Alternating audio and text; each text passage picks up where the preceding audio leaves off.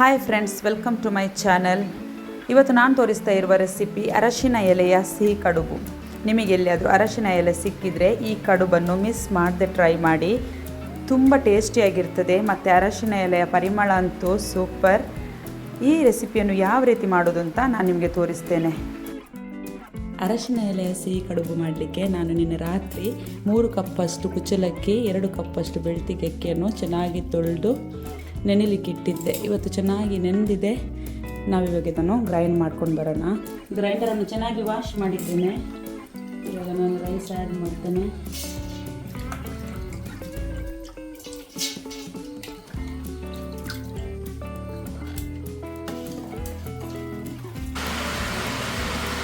ನಾವು ರುಬ್ಬುವಾಗ ಇದಕ್ಕೆ ಸ್ವಲ್ಪ ನೀರು ಹಾಕಬೇಕು. ನಮಗೆ ಹಿಟ್ಟು ಗಟ್ಟಿ ಗಟ್ಟಿಯಾಗಿ ಸಿಗಬೇಕು, ಆವಾಗ ಮಾತ್ರ ನಮಗೆ ಕಡುಬು ಮಾಡಲಿಕ್ಕೆ ಈಸಿ ಆಗ್ತದೆ.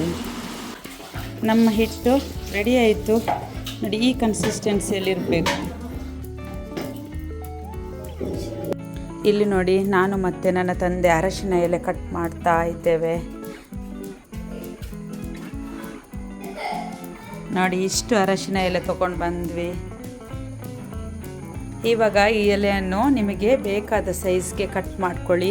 ನಿಮ್ಮ ಸ್ಟೀಮರ್ ದೊಡ್ಡದಿದ್ದರೆ ಎಲೆಗಳನ್ನು ದೊಡ್ಡದಾಗಿ ಕಟ್ ಮಾಡಿ ಇಟ್ಕೊಳ್ಳಿ. ಸಣ್ಣದಿದ್ದರೆ ಬೇಕಾದ ಸೈಜಿಗೆ ಕಟ್ ಮಾಡಿ ಚೆನ್ನಾಗಿ ವಾಶ್ ಮಾಡಿ.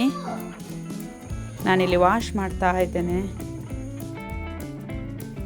ಇಲ್ಲಿ ನಾನು ಕಡುಬಿಗೆ ಸ್ಟಫಿಂಗ್ ಮಾಡಲಿಕ್ಕೆ ಬೆಲ್ಲ ಸ್ಕ್ರೇಪ್ ಮಾಡ್ತಾ ಇದ್ದೇನೆ.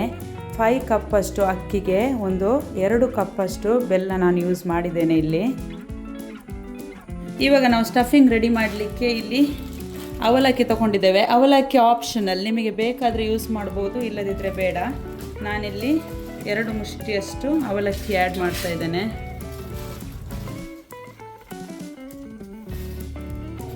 ಇಲ್ಲಿ 2 ಫುಲ್ ತೆಂಗಿನಕಾಯಿಯನ್ನು ನಾನು ಗ್ರೇಟ್ ಮಾಡಿ ಇಟ್ಕೊಂಡಿದ್ದೇನೆ. ಇದನ್ನು ಇವಾಗ ಆ್ಯಡ್ ಮಾಡುವ. ಇಲ್ಲಿ ನಾನು 5 ಬೆಲ್ಲದ ಅಚ್ಚನ್ನು ಸ್ಕ್ರೇಪ್ ಮಾಡಿ ಇಟ್ಕೊಂಡಿದ್ದೇನೆ. ಇದನ್ನು ಕೂಡ ಆ್ಯಡ್ ಮಾಡ್ತೇನೆ. ಇದನ್ನು ನಾವು ಮಿಕ್ಸ್ ಮಾಡಬೇಕು.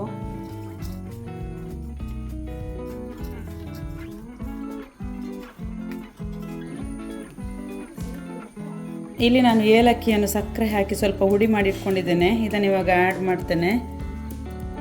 ಸ್ವಲ್ಪ ಬೆಲ್ಲದ ಟೇಸ್ಟನ್ನು ಬ್ಯಾಲೆನ್ಸ್ ಮಾಡಲಿಕ್ಕೆ ಸಾಲ್ಟ್ ಆ್ಯಡ್ ಮಾಡ್ತಾ ಇದ್ದೇನೆ. ಎಲೆಯನ್ನು ವಾಶ್ ಮಾಡಿ ಆದಮೇಲೆ ಅದರ ನೀರನ್ನು ಒಂದು ಬಟ್ಟೆಯಿಂದ ಒರೆಸಬೇಕು. ಒರೆಸಿ ಆದಮೇಲೆ ಇವಾಗ ನಾವು ರುಬ್ಬಿಟ್ಟಂತಹ ಹಿಟ್ಟನ್ನು ಚೆನ್ನಾಗಿ ಆ ಎಲೆಗೆ ಹಚ್ಚಬೇಕು. ತೆಳುವಾಗಿ ಹಚ್ಚಬೇಕು, ತುಂಬ ದಪ್ಪ ದಪ್ಪ ಹಚ್ಚಲಿಕ್ಕೆ ಹೋಗಬಾರ್ದು.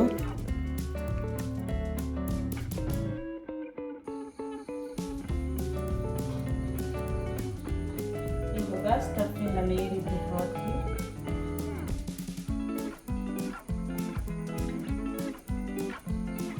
ಫೋಲ್ಡ್ ಮಾಡಬೇಕು.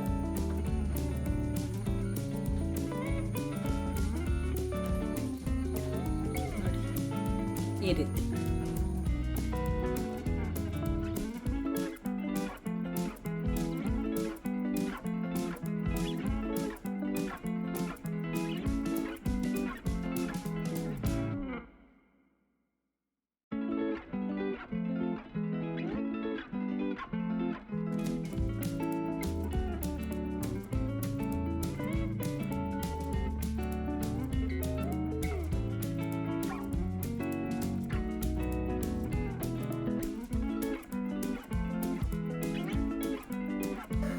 ನೋಡಿ, ಇಷ್ಟು ಕಡುಬು ರೆಡಿ ಆಯಿತು. ಇವಾಗ ಇದನ್ನು ಬೇಯಿಸ್ಲಿಕ್ಕೆ ಇಡುವ.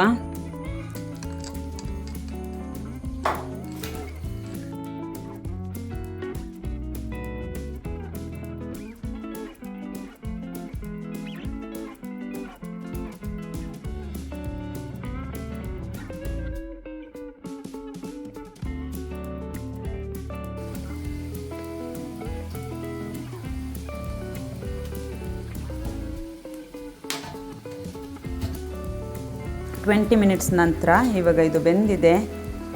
ಬಿಸಿ ಜಾಸ್ತಿ ಇದೆ. ಇವಾಗ ಬಿಸಿ ಆರಿದ ಮೇಲೆ ನಾನು ನಿಮಗೆ ತೋರಿಸ್ತೇನೆ. ನೋಡಿ, ಅರಶಿನ ಎಲೆಯ ಕಡುಬು ಎಷ್ಟು ಚೆನ್ನಾಗಿ ರೆಡಿಯಾಗಿದೆ ನೋಡಿ. ಕಟ್ ಮಾಡಿ ತೋರಿಸ್ತೇನೆ.